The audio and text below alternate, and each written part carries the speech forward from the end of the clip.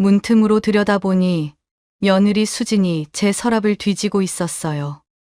그것도 그냥 뒤지는 게 아니라 뭔가를 찾는 듯한 모습이었습니다. 서랍 깊숙이 손을 넣더니 뭔가를 꺼냈습니다. 그러더니 통장을 자기 가방 안에 넣으려고 하는 거였어요. 그 순간 저는 참을 수 없었습니다. 방문을 벌컥 열고 들어갔어요. 뭐 하는 거야? 갑작스러운 제 목소리에 수진이 깜짝 놀라며 뒤돌아봤어요. 손에는 아직 제 통장이 들려 있었고 표정은 완전히 당황한 상태였습니다. 어머님, 언제 오셨어요? 수진이 떨리는 목소리로 말했지만 이미 현장을 들킨 상황이었어요. 저는 그 순간 정말 화가 치밀어 올랐습니다. 내 통장을 왜 들고 있어? 이건 청소하다가 우연히. 수진이 변명을 하려고 했지만 저는 믿을 수 없었어요. 제 통장을 자기 가방에 넣으려던 걸 제가 똑똑히 봤거든요. 가방에 넣으려고 했지. 내가 다 봤어. 수진의 얼굴이 하얗게 변했어요. 더 이상 변명할 수도 없었죠. 저는 수진에게서 통장을 받아들며 말했어요. 이게 뭐 하는 짓이야? 수진이 울먹이기 시작했어요. 하지만 저는 그 눈물이 진짜인지 가짜인지 믿을 수 없었습니다. 어머님, 정말 죄송해요. 저도 모르게. 모르게. 가방에 넣으려던 것도 모르게? 저는 정말 실망했어요. 며느리가 시어머니 몰래 통장을 가져가려 했다니. 이런 일이 실제로 벌어질 줄은 몰랐습니다. 이야기 시작 전 무료로 가능한 구독과 좋아요 부탁드려요. 여러분의 작은 관심 하나하나가 제게 큰 힘이 됩니다. 지금 바로 시작합니다. 저는 김순희입니다. 올해 68살이죠. 남편을 일찍 떠나보내고 혼자서 아들 하나를 키우며 살아왔어요. 40년이라는 긴 세월을 오직 아들 하나만 바라보고 살았습니다. 남편이 세상을 떠났을 때 영호는 겨우 5살이었어요. 어린 아이 하나 키우기가 얼마나 힘든지 그때 뼈저리게 느꼈죠. 하루하루가 전쟁 같았습니다. 새벽 5시에 일어나 공장에 나가고 저녁에는 야간 청소 일을 했어요. 아이가 잠든 후에도 부업으로 손뜨개를 떴습니다. 그렇게 악착같이 일하면서도 저는 한 가지 놓치지 않은 게 있었어요. 바로 저축이었습니다. 아무리 힘들어도 매달 조금씩이라도 돈을 모았죠. 처음엔 10,000원, 20,000원 이런 식으로요. 아들이 크면서 제가 더 많이 벌 수 있게 되니까 조금씩 금액을 늘려나갔어요. 영호는 제가 얼마나 힘들게 사는지 잘 몰랐을 거예요. 아이 앞에서는 절대 힘든 티를 내지 않았거든요. 맛있는 반찬 하나라도 더 해주고 싶어서 저는 늘 라면이나 김치로 대충 때우곤 했습니다. 아이 옷은 조금이라도 좋은 걸로 사주려고 했지만 제 옷은 몇 년씩 입었어요. 그런 생활을 하면서도 저는 늘 마음 한구석에 간직하고 있던 게 있었습니다. 언젠가는 이 아이가 결혼을 할 테고 손자도 생길 텐데 그때 도움이 될 만한 돈을 마련해두고 싶다는 생각이었어요. 그래서 저는 아무도 모르게 비밀 통장을 하나 만들었습니다. 그 통장에는 정말 1푼, 2푼 모은 돈들이 들어있었어요. 명절에 받은 세배돈도 넣고 아껴서 남은 생활비도 넣고 부업으로 번 돈도 넣었습니다. 때로는 이자라도 더 받으려고 정기적금도 들었죠. 그렇게 수십 년을 모으니까 제법 큰 돈이 되었어요. 영호가 대학을 졸업하고 취업을 했을 때도 저는 그 돈에는 손을 대지 않았습니다. 아직은 때가 아니라고 생각했거든요. 결혼하고 아이 낳고 정말 힘들 때 쓰라고 모아둔 거였으니까요. 아들은 착한 아이로 자랐어요. 비록 아버지 없이 자랐지만 삐뚤어지지 않았습니다. 성실하고 착하게 자라줬죠. 그것만으로도 저는 충분히 보상받은 기분이었어요. 40년 동안의 고생이 헛되지 않았다고 생각했습니다. 하지만 세상 일이 언제나 제 뜻대로만 될 수는 없는 법이죠. 영호가 수진과 결혼하면서부터 저희 집에도 조금씩 변화가 생기기 시작했어요. 처음엔 좋은 변화라고 생각했는데 지나고 보니 그게 아니었습니다. 수진이 우리 집 며느리가 된 지 3년이 지났어요. 처음 만났을 때는 참 착하고 예의 바른 아이라고 생각했습니다. 영호가 데려온 여자친구 치고는 너무 잘났다 싶을 정도였죠. 예쁘기도 하고 학벌도 좋고 직장도 괜찮은 곳에 다니고 있었어요. 결혼 초기에는 정말 좋은 며느리였습니다. 제게 안부도 자주 물어보고 명절 때도 일찍 와서 음식 준비를 도와줬어요. 평소에도 비싼 선물을 사다 주곤 했습니다. 저는 그런 수진이 고마우면서도 한편으로는 미안했어요. 시어머니인 제가 별로 해준 게 없는데 며느리가 너무 잘해주는 것 같아서요. 그런데 시간이 지나면서 수진의 시선을 자주 느끼게 되었습니다. 제가 뭔가를 할 때마다 유심히 지켜보는 것 같았어요. 처음에는 그냥 관심이 많은 며느리구나 했는데 나중에는 조금 다른 느낌이었습니다. 특히 제가 돈을 쓸 때 수진의 반응이 미묘했어요. 시장에서 장을 볼 때도 영호한테 용돈을 줄 때도 은근히 지켜보는 게 느껴졌습니다. 한 번은 이런 일도 있었어요. 제가 영호 생일 선물로 조금 비싼 시계를 사준 적이 있는데 수진이 깜짝 놀라는 표정을 지으며 시계 많이 비싼데 괜찮으시냐고 물었거든요. 그때 수진이 한 말이 계속 마음에 걸렸어요. 며느리 입장에서는 시어머니가 무리해서 비싼 선물을 사주는 게 걱정될 수도 있겠지만 그 표정과 말투가 단순한 걱정은 아닌 것 같았거든요. 그 이후로 수진은 제 살림살이에 더욱 관심을 보이기 시작했습니다. 냉장고에 뭐가 들어있는지, 어떤 반찬을 해먹는지, 옷은 어디서 사는지 이런 것들을 자연스럽게 물어봤어요. 처음에는 시어머니를 챙기려는 마음이라고 생각했는데 점점 다른 의도가 있는 것 같다는 생각이 들었습니다.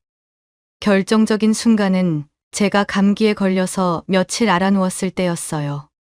수진이 저를 돌봐주러 와서 집안 청소를 해줬습니다. 그 과정에서 제 방 서랍을 정리해줬는데 그때 오래된 통장 하나를 발견한 것 같았어요. 저는 침대에 누워 있었지만 수진의 움직임이 느껴졌습니다.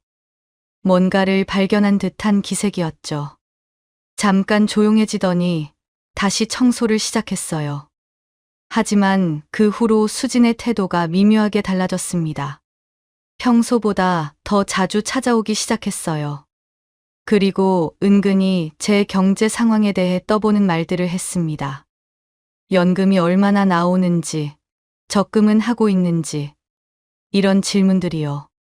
처음에는 시어머니 걱정해서 하는 말인 줄 알았는데 나중에 생각해보니 그게 아니었어요. 수지는 제가 생각했던 것보다 훨씬 계산적인 사람이었습니다. 겉으로는 착하고 순수해 보였지만 속으로는 늘 무언가를 계산하고 있었어요. 그리고 그날 우연히 발견한 제 통장이 그녀의 호기심을 자극한 것 같았습니다. 며느리의 시선이 달라졌다는 걸 느끼면서 저는 조금씩 불안해지기 시작했어요. 40년 동안 아무도 모르게 간직해온 저만의 비밀이 발각된 것 같았거든요. 수진이 제 통장을 본 게 확실하다는 걸 알게 된 건 며칠 후였어요. 평소와 다르게 자꾸만 제 방에 들어와서 이것저것 정리해준다며 서랍 주변을 기웃거렸거든요. 그 모습을 보니 확신이 섰습니다. 통장 안에 들어있던 돈은 3억 원이었어요. 40년 동안 한 푼, 두 푼 모은 제 인생의 결과물이었죠. 수진이 그 금액을 봤다면 꽤 놀랐을 거예요. 평소 검소하게 사는 시어머니가 이런 돈을 모아뒀다는 게 믿어지지 않았을 테니까요. 그 후로 수진의 행동이 눈에 띄게 달라졌습니다. 저한테 더 잘해주기 시작했어요. 평소보다 더 자주 안부 전화를 하고 비싼 선물도 가져왔습니다. 겉으로 보기에는 효부하려는 것 같았지만 저는 그 속내를 알 수 있었어요. 어느 날 수진이 혼자 찾아와서 제 어깨를 주물러주며 요즘 많이 피곤하냐고 물었어요. 평소 같으면 이런 시간에는 오지 않았는데 그날은 특별히 찾아온 거였습니다. 저는 뭔가 이상하다는 생각이 들었어요. 대화를 이어가면서 점점 본격적인 이야기가 나왔습니다. 수지는 제가 이제 좀 편하게 살았으면 좋겠다며 혹시 여유 자금이 있으시면 좀 더 좋은데 투자해보는 게 어떠냐고 물었어요. 저는 그제야 수진의 속마음을 확실히 알게 되었습니다. 그날 수진이 돌아간 후 저는 많은 생각을 했어요. 며느리가 제 돈에 관심을 보이는 건 어느 정도 이해할 수 있었어요. 하지만 문제는 그 관심의 성격이었습니다. 단순한 관심이 아니라 욕심이 섞여 있다는 게 느껴졌거든요. 며칠 후 알게 된 사실이지만 수진네 친정집에 경제적인 문제가 있었어요. 수진 아버지가 사업을 하다가 빚을 지게 된 거였습니다. 그 빚이 꽤 큰 금액이어서 수진도 스트레스를 받고 있었던 거죠. 그래서 제 통장을 보자마자 그 돈으로 친정 빚을 해결할 생각을 한 것 같았어요. 물론 나쁜 마음은 아니었을 거예요. 하지만 그게 제 돈이라는 사실, 그리고 제가 그 돈을 모은 이유는 전혀 생각하지 않았던 것 같습니다. 수진의 태도 변화는 영호도 눈치챘어요. 하지만 영호는 단순한 성격이라 그냥 아내가 어머니를 더 잘 모시려고 하는 거라고 생각했습니다. 설마 돈 때문일 거라고는 상상도 못했을 거예요. 저는 점점 불편해졌어요. 며느리의 시선과 행동 하나하나에 의도가 보였거든요. 평생 누구한테도 말하지 않고 혼자 지켜온 비밀이 이렇게 드러날 줄은 몰랐습니다. 더구나 그 비밀을 알게 된 사람이 그 돈을 탐내고 있다는 사실이 더욱 마음을 무겁게 했어요. 수진의 본격적인 움직임이 시작된 건 그로부터 일주일 후였어요. 저녁 식사 시간에 가족이 모두 모였을 때였습니다. 평소 같으면 조용히 밥만 먹곤 했는데 그날은 수진이 먼저 말을 꺼내며 제가 돈 관리를 잘한다는 이야기를 했어요. 갑자기 나온 말이라 영호도 저도 의아했지만 수진은 저를 계속 의식하면서 제가 생각보다 여유가 있다는 식으로 말했습니다. 그 말의 속뜻을 알아챈 저는 불편했지만 아직 직접적인 말은 하지 않았어요.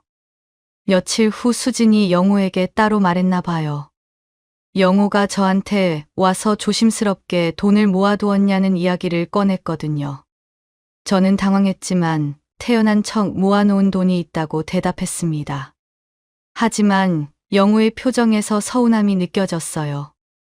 아마 자기가 몰랐다는 사실보다는 아내를 통해 알게 되었다는 게 기분 나빴던 것 같았습니다. 그 후로 영호도 은근히 떠보기 시작했어요. 제가 어디서 그런 돈을 마련했는지, 얼마나 모았는지, 왜 이제까지 말하지 않았는지 이런 것들을 조심스럽게 물어봤습니다. 저는 아직 때가 아니라고 생각해서 자세한 이야기는 하지 않았어요. 다만 나중에 필요할 때 쓰려고 조금씩 모은 거라고만 말했습니다. 하지만 수지는 여기서 그치지 않았어요. 더 직접적으로 나오기 시작했습니다. 그 돈을 그냥 놔두지 말고 투자를 해보라는 식으로 접근했어요. 수진이 말하는 투자란 결국 자기가 관리하겠다는 뜻이었습니다. 저는 단호하게 거절했어요. 수진의 얼굴에 실망감이 스쳤지만 포기하지 않았어요. 며칠 후 또 다른 방법으로 접근해왔습니다. 자신들이 지금 힘든 상황이라면서 영호 회사 일도 불안정하고 친정도 어려움이 있다고 했어요. 드디어 본색을 드러내기 시작한 거였습니다. 저는 그 말을 듣고 확신했어요. 수진이 정말로 제 돈을 노리고 있다는 거요. 제가 냉정하게 그건 너희들이 해결할 문제라고 대답하자 수진이 당황했습니다. 아마 시어머니가 이렇게 단호하게 나올 줄은 몰랐을 거예요. 그 후로 수진의 행동이 더욱 노골적으로 변했어요. 제가 외출했을 때를 노려서 제 방에 들어가는 일이 잦아졌습니다. 청소를 도와준다는 핑계로 서랍을 뒤지거나 이것저것 정리한다며 제 물건들을 만지작거렸어요. 그런데 그날은 정말 충격적인 일이 벌어졌습니다. 저는 마트에 장을 보러 갔다가 깜빡 놓고 온 게 있어서 급히 돌아왔어요. 평소보다 훨씬 일찍 집에 도착한 거였습니다. 현관문을 열고 들어서는데 이상하게 조용했어요. 수진이 있을 시간인데 아무 소리도 들리지 않았습니다. 혹시 외출했나 싶어서 신발을 벗으며 집 안으로 들어갔어요. 그런데 제 방에서 희미한 소리가 들려왔습니다. 뭔가 뒤지는 소리 같았어요. 저는 조용히 방문 쪽으로 다가갔습니다. 방문이 살짝 열려 있었거든요. 문틈으로 들여다보니 수진이 제 서랍을 뒤지고 있었어요. 그것도 그냥 뒤지는 게 아니라 뭔가를 찾는 듯한 모습이었습니다. 저는 순간 숨이 막혔어요. 수진이 서랍 깊숙이 손을 넣더니 뭔가를 꺼냈습니다. 바로 제 비밀 통장이었어요. 40년 동안 아무도 모르게 숨겨둔 그 소중한 통장 말이에요. 수진은 통장을 펼쳐보며 뭔가를 확인하고 있었습니다. 아마 잔고를 확인하는 것 같았어요. 그러더니 통장을 자기 가방 안에 넣으려고 하는 거였어요. 그 순간 저는 참을 수 없었습니다. 방문을 벌컥 열고 들어갔어요. 뭐 하는 거야? 갑작스러운 제 목소리에 수진이 깜짝 놀라며 뒤돌아봤어요. 손에는 아직 제 통장이 들려 있었고 표정은 완전히 당황한 상태였습니다. 어머님.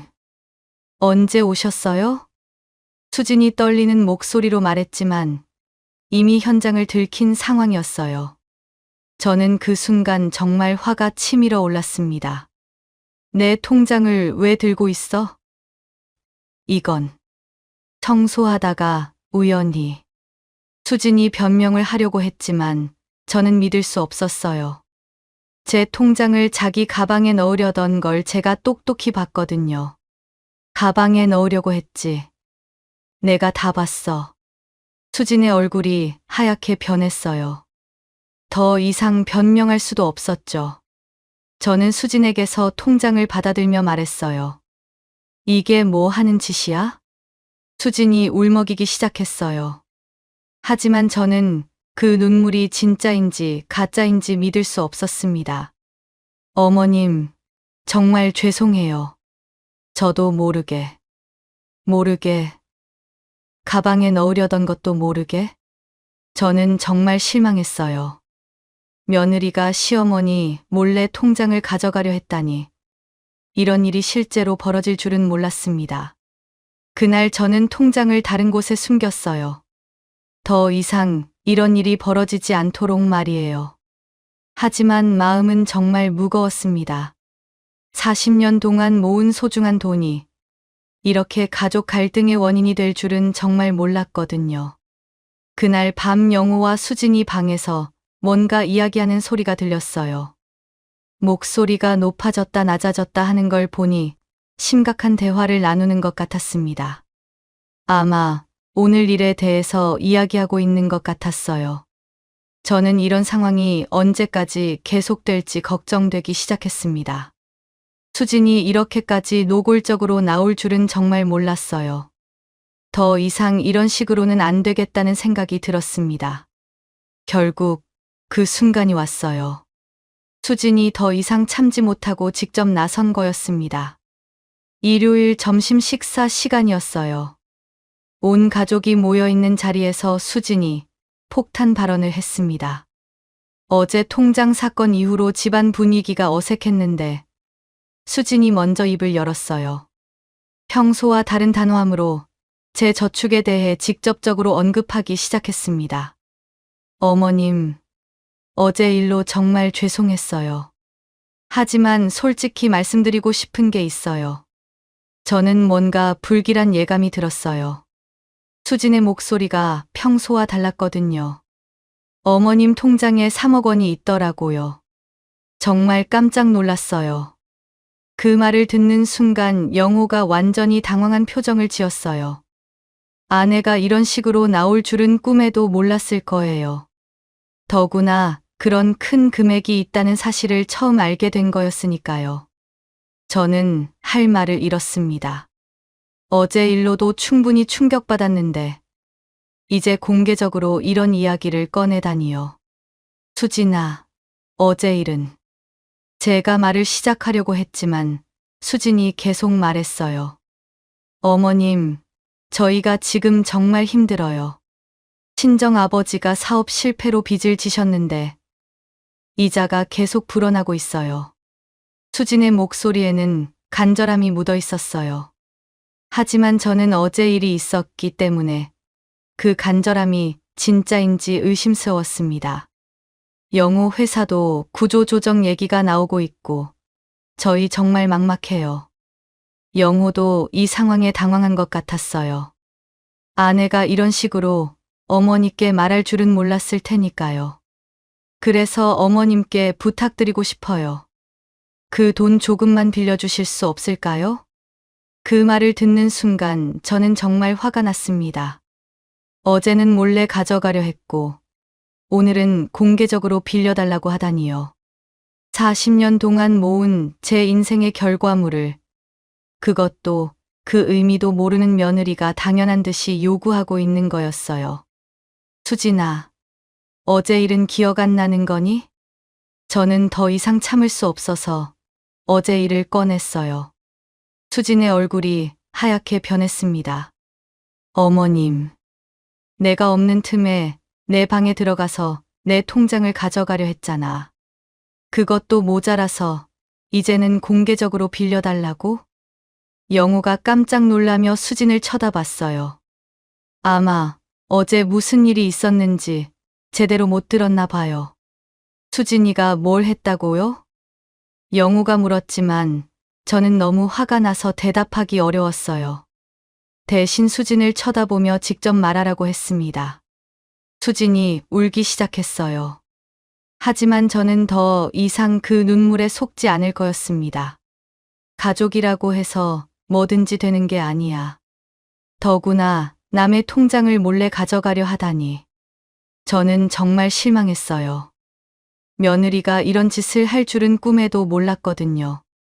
그 돈이 어떻게 모인 건지, 왜 모은 건지도 모르면서 함부로 그러면 안 되는 거야. 저는 더 이상 참을 수 없어서 그 자리에서 일어났어요. 40년 동안 한 푼, 두 푼 모은 돈에 대한 저만의 의미와 계획이 이렇게 무시당하는 게 너무 속상했거든요. 뒤에서 영호가 저를 부르는 소리와 수진이 우는 소리가 들렸지만 저는 방으로 들어가 버렸습니다. 그날 밤 저는 한숨도 잘 수 없었어요. 이런 일이 계속될 바에는 차라리 다른 방법을 찾아야겠다고 생각했습니다. 다음 날 아침 영호가 제 방으로 찾아왔어요. 어제 일로 밤새 고민했나 봐요. 얼굴이 많이 상해 있었습니다. 평소 밝은 표정의 아들이 이렇게 침울한 모습을 보이니 마음이 아팠어요. 엄마, 어제 정말 무슨 일이 있었어요? 수진이가 엄마 통장을 가져가려 했다고요? 영호는 아직도 상황을 제대로 파악하지 못하는 것 같았어요. 저는 깊은 한숨을 쉬며 어제 있었던 일을 차근차근 설명해 줬습니다. 마트에서 일찍 돌아왔을 때 수진이 제 방에서 통장을 뒤지고 있었다는 것, 그리고 그 통장을 자기 가방에 넣으려고 했다는 사실을 말했어요. 영호의 표정이 점점 심각해졌습니다. 정말이에요. 수진이가 그런 짓을? 내가 거짓말할 이유가 있니? 영호는 고개를 숙였어요. 아내가 그런 일을 했다는 사실을 받아들이기 힘들어하는 것 같았습니다. 엄마, 그 돈이 얼마나 있는 거예요? 수진이가 3억이라고 했는데 결국 이 질문이 나올 줄 알았어요. 저는 더 이상 숨길 수 없다는 걸 깨달았습니다. 아들이 진실을 알아야 며느리의 행동이 얼마나 잘못된 건지 깨달을 수 있을 테니까요. 저는 영호를 제 옆에 앉게 하고 40년 동안 한 번도 말하지 않았던 이야기를 시작했어요. 아버지가 돌아가시고 나서 제가 얼마나 힘들었는지, 그 힘든 시간들을 어떻게 버텨냈는지 차근차근 설명했습니다. 새벽 5시에 일어나서 공장에 나갔던 이야기, 저녁에 야간 청소를 했던 이야기, 밤에 손뜨개를 떠서 팔았던 이야기들을 들려줬어요. 그렇게 벌어서 영호를 키우고 학교 보내고 그래도 조금이라도 남으면 저축을 했다고 말했습니다. 영호의 눈에서 눈물이 흐르기 시작했어요. 40년 동안 자기도 모르게 어머니가 이렇게 고생했다는 사실을 처음 알게 된 거였거든요. 엄마, 저는 정말 몰랐어요. 그래, 넌 몰랐어. 엄마가 일부러 숨겼으니까. 저는 계속해서 그 돈의 진짜 의미를 설명했어요. 영호가 결혼하면 주려고, 손자가 생기면 교육비로 쓰라고 모은 돈이라고요. 그 말을 듣는 순간 영호가 엉엉 울기 시작했습니다. 그런데 수진이는 그 돈을 몰래 가져가려 했어. 그것도 친정 빚 갚는다고. 영호가 고개를 더욱 깊이 숙였어요. 자신의 아내가 얼마나 잘못된 행동을 했는지 이제야 깨달은 것 같았습니다. 엄마, 정말 죄송해요. 수진이한테 잘 얘기해 볼게요. 하지만 저는 이미 마음을 정하고 있었어요. 이런 일이 다시 반복되지 않도록 확실한 방법을 찾아야겠다고 생각했습니다. 영호야, 이제 엄마가 결정할게. 더 이상 이런 일은 없어야 해. 그날 오후 저는 혼자 많은 생각을 했어요. 40년 동안 모은 소중한 돈이 이렇게 가족의 갈등 요소가 되다니 정말 예상치 못한 일이었습니다. 하지만 이제는 확실한 결단을 내려야 할 때라고 생각했어요. 그날 밤 저는 중요한 결정을 내렸어요. 더 이상 이런 일이 반복되지 않도록 확실한 조치를 취해야겠다고 생각했습니다. 며느리가 몰래 통장을 가져가려 했던 충격적인 사건을 겪고 나니 이 문제를 근본적으로 해결해야겠다는 생각이 들었어요. 다음 날 아침 일찍 은행에 갔습니다. 평소보다 훨씬 이른 시간이었지만 마음은 이미 결정된 상태였어요. 창구 직원에게 그 오래된 통장을 건네며 해지하고 싶다고 말했습니다. 할머님, 이렇게 오래된 통장은 처음 봐요. 40년이나 되었네요. 직원의 말에 저는 씁쓸한 미소를 지었어요. 정말 오랜 세월 동안 한 푼, 두 푼 모은 돈이었거든요. 하지만 이제는 이 돈이 가족의 불화를 일으키는 씨앗이 되어버렸어요. 40년 동안 모인 돈이 통장에서 나오는 걸 보니 감회가 새로웠어요. 이 돈 하나하나가 제 피와 땀이었거든요. 새벽 공장에서의 고생, 야간 청소의 피로, 밤늦게 뜬 손뜨개까지. 모든 기억이 스쳐 지나갔습니다. 돈을 새로운 계좌로 옮긴 후 저는 또 다른 중요한 결정을 실행에 옮겼어요. 그 돈의 상당 부분을 사회복지시설에 기부하기로 한 거였습니다. 어려운 아이들을 돕는 시설, 혼자 사는 노인분들을 돌보는 곳, 이런 곳들에 나누어 기부했어요. 기부 수속을 밟으면서 마음이 묘했어요.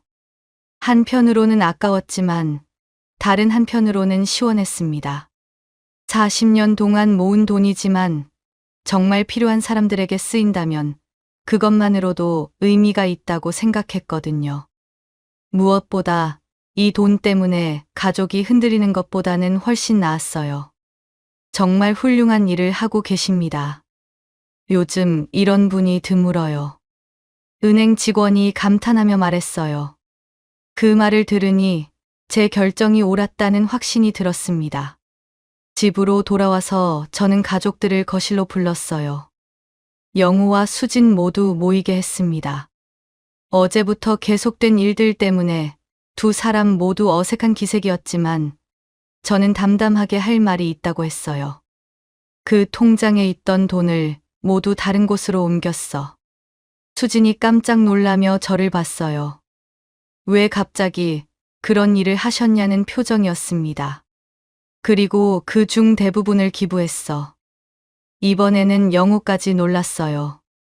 어머니가 갑자기 왜 그런 결정을 내리셨는지 이해할 수 없다는 표정이었습니다. 엄마, 갑자기 왜요? 내 돈을 내가 어떻게 쓰든 상관없는 거 아니니? 저는 수진을 똑바로 쳐다보며 말했어요. 수진아, 내가 그렇게 간절히 원했던 돈 말이야. 이제 없어.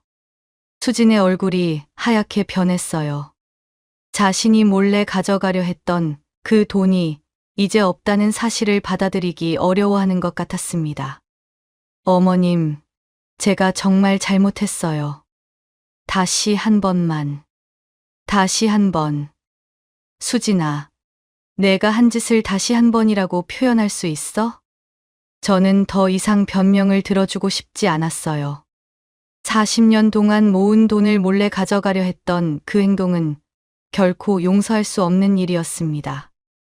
영호야, 너도 마찬가지야. 내 아내가 그런 짓을 하는 줄도 모르고 있었잖아. 영호가 할 말을 잃었어요.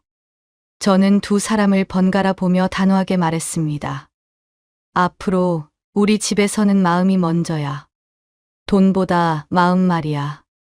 그날 오후 수진의 친정어머니가 급히 찾아왔어요. 아마 수진이 울면서 연락했나 봐요. 하지만 저는 이미 결정을 내린 후였습니다. 사돈댁, 죄송하지만 더 이상 할 말이 없어요. 사돈댁이 당황하며 제 딸이 잘못했다고 용서해달라고 했지만 저는 고개를 저었습니다. 사람의 됨됨이는 하루아침에 바뀌는 게 아니에요. 더구나 그런 짓을 할 정도라면. 결국 사돈댁은 아무런 성과 없이 돌아가셨어요. 저는 이제 정말 모든 게 정리되었다고 생각했습니다. 그 일이 있고 난 후 우리 집 분위기는 완전히 바뀌었어요. 영호는 며칠 동안 자신의 잘못을 깊이 반성하는 모습이었습니다. 특히 자신이 아내의 그런 행동을 전혀 눈치채지 못했다는 사실에 큰 충격을 받은 것 같았어요. 엄마, 정말 죄송해요. 수진이가 그런 짓을 할 줄 몰랐어요. 아들의 진심 어린 사과를 받으면서 저는 마음이 좀 놓였습니다. 역시 제가 키운 아들이구나 싶었어요. 비록 한때 잘못된 길로 빠졌지만 결국에는 옳고 그름을 판단할 줄 아는 아이였습니다. 저는 영호에게 말했어요. 앞으로는 돈보다 마음을 먼저 생각하라고요. 가족이라는 건 서로를 진심으로 아끼고 존중하는 관계여야 한다고 했습니다. 영호는 고개를 끄덕이며 꼭 그럴 거라고 약속했어요. 그 후로 영호는 정말 많이 달라졌습니다. 저를 더 자주 찾아와 안부를 물어보고 집안일도 도와주려고 했어요. 예전에는 그냥 지나쳤을 작은 일들도 신경 써서 챙겨주었습니다. 무엇보다 제 마음을 헤아리려고 노력하는 모습이 보였어요. 어느 날 영호가 제게 말했습니다. 어머니가 그런 결정을 내리신 덕분에 자신도 많은 걸 깨달았다고. 이제야 정말 중요한 게 뭔지 알 것 같다고 했어요. 그 말을 들으니 제 결정이 헛되지 않았다는 생각이 들었습니다. 수지는 처음에는 많이 당황했어요. 자신이 그렇게 바라던 돈이 사라졌다는 사실을 쉽게 받아들이지 못하는 것 같았습니다. 하지만 시간이 지나면서 조금씩 변하는 모습을 보였어요. 예전처럼 노골적으로 돈 이야기를 하지는 않게 되었습니다. 저에게도 더 조심스럽게 대했어요. 하지만 완전히 마음이 바뀌었는지는 확신할 수 없었습니다. 가끔씩 제 눈치를 보는 모습에서 아직도 그 마음이 남아있다는 걸 느낄 수 있었거든요. 그래도 예전보다는 많이 나아졌어요. 적어도 제 앞에서는 돈과 관련된 이야기를 꺼내지 않았고, 저를 대하는 태도도 전보다 정중해졌습니다. 아마 이번 일로 많은 걸 느꼈나 봐요. 몇 달 후, 어느 따뜻한 오후, 저는 혼자 동네 카페에 앉아 있었어요. 창문으로 들어오는 햇살이 참 포근했습니다. 아메리카노 한 잔을 앞에 놓고 지난 일들을 차근차근 되돌아봤어요. 그 돈을 옮기고 일부를 기부한 것을 후회하는지 스스로에게 물어봤습니다. 대답은 명확했어요. 전혀 후회하지 않는다고요. 오히려 속이 시원했습니다. 40년 동안 모은 소중한 돈이지만 그 돈 때문에 가족이 흔들리는 것보다는 훨씬 나았거든요. 기부를 받은 복지시설들에서 감사 인사를 전해왔을 때 저는 정말 뿌듯했어요. 제가 평생 모은 돈이 정말 필요한 곳에 쓰인다는 걸 알 수 있었거든요. 어려운 아이들이 따뜻한 밥을 먹고 홀로 지내는 어르신들이 돌봄을 받는다니 이보다 더 좋은 일이 어디 있겠어요. 영호는 그 일 이후로 정말 달라졌어요. 저를 대하는 태도도 바뀌었고 무엇보다 제 마음을 이해하려고 애썼습니다. 가끔 그때 일을 언급하며 정말 죄송했다고 말할 때면 저는 마음이 따뜻해졌어요. 역시 제 아들이라는 생각이 들었습니다. 한 번은 영호가 이런 말을 했어요. 어머니 덕분에 돈보다 소중한 게 뭔지 알게 되었다고. 앞으로는 절대 그런 실수를 하지 않겠다고요. 그 말을 들으니 40년 동안의 고생이 보상받는 기분이었어요. 수진도 완전히는 아니지만 나름대로 노력하는 모습을 보였습니다. 저에게 더 정중하게 대했고 돈과 관련된 이야기는 아예 꺼내지 않았어요. 물론 마음 깊은 곳까지 완전히 바뀌었는지는 모르겠지만 적어도 겉으로는 많이 달라졌습니다. 카페에 앉아 커피를 마시며 저는 깊이 생각했어요. 68년을 살아오면서 이런 큰 결정을 내린 적이 있었나 싶었습니다. 하지만 전혀 후회하지 않았어요. 오히려 이런 일을 겪으면서 인생의 진짜 의미를 깨달았다고 생각했습니다. 창밖으로 지나가는 사람들을 바라보며 저는 혼잣말로 중얼거렸어요. 돈은 다시 모으면 되지만 사람의 마음은 한 번 잃으면 끝이라고 말이에요. 정말 그랬어요. 돈보다 소중한 건 사람의 마음이었습니다. 아무리 많은 돈이 있어도 서로를 진심으로 아끼지 않는다면 무슨 의미가 있겠어요. 그리고 그 마음을 지키기 위해서는 때로는 과감한 결정도 필요하다는 걸 깨달았어요. 이제 저는 새로운 마음으로 살고 있습니다. 돈에 연연하지 않고 사람의 마음을 먼저 생각하며 살아가고 있어요. 그게 제가 68년을 살아오면서 얻은 가장 소중한 깨달음입니다. 가끔 주변에서 물어봐요. 그렇게 힘들게 모은 돈을 기부하고 정말 후회 안 되냐고요. 그럴 때마다 저는 자신 있게 대답합니다. 후회는 전혀 안 한다고. 오히려 돈보다 훨씬 소중한 걸 지켰다고요. 카페를 나서며 저는 마음속으로 다짐했어요. 앞으로 만나게 될 모든 사람들을 돈이 아닌 진심으로 대하겠다고요. 그게 68살 김순희가 찾은 인생의 진리였습니다.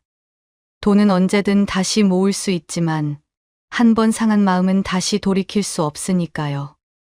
지금까지 이야기 들어주셔서 감사합니다. 구독과 좋아요 부탁드려요.